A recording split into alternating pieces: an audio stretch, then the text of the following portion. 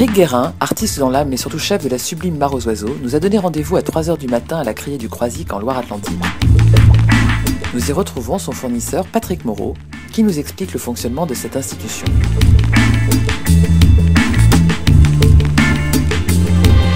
Bon, Patrick, on peut commencer à acheter à quelle heure là? Donc on commence à acheter à partir de 4 h. On commence par les crustacés, on commence par toute la langoustine qui arrive, qui a été donc débarquée cette nuit. Il y a quoi 2 heures que les bateaux ont débarqué. Ils ont fait une marée complète, juste une journée.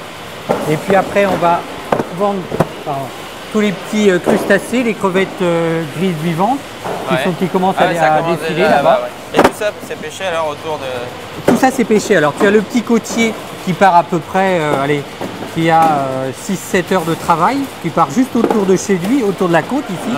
Ouais. Et tu as les bateaux de langoustine qui font une quinzaine de mètres, qui partent à peu près 12-13 heures. Ils ont en gros entre 2, selon quand ils pêchent, entre 2 et 4 heures de route. Mais c'est jamais plus de 24 heures. Non. Alors là tu vois tous les bacs ont été identifiés, pesés par bateau et là tu as le poids. Et ils sont vendus 2 par 2. Et après, ça fonctionne comment? Alors après, ça va passer dans la salle des ventes, où là, tu as un cadran. Chaque acheteur a un bouton, et c'est la bourse. C'est-à-dire que tu prends l'enchère, ça monte, ça monte, ça monte. Quand tout le monde lâche, tu as gagné. C'est tout ça. Voilà.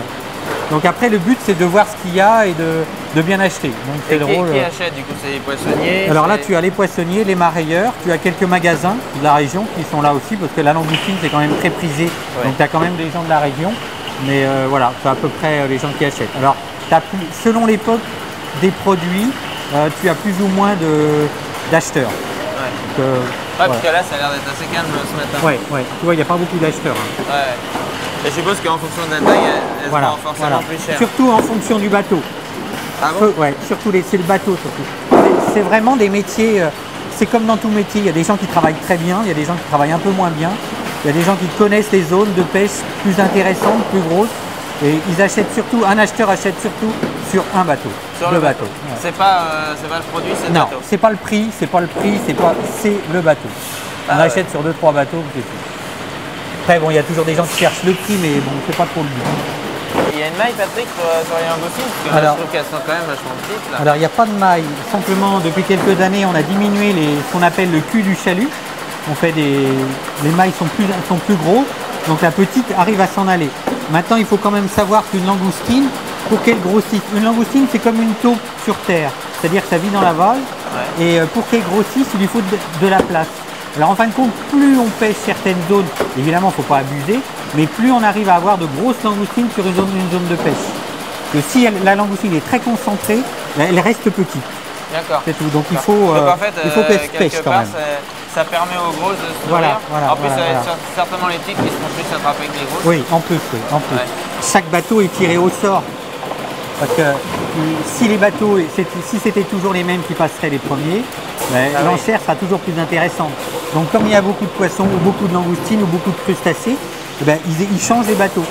C'est-à-dire qu'il y en a un, il est vendu le premier, et puis demain, il sera peut-être vendu le dernier, ou après-demain le dernier.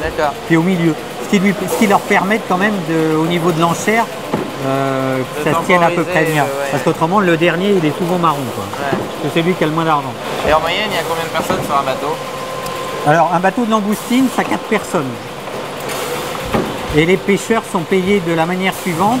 Tu as la moitié qui va au bateau, c'est-à-dire tout le frais de fonctionnement de bateau, les réparations, le gasoil, toutes ces choses-là. Sur l'autre moitié, il y en a la moitié au patron pêcheur et le reste au matelot. C'est à peu près comme ça, c'est ce qu'on appelle les parts du bateau.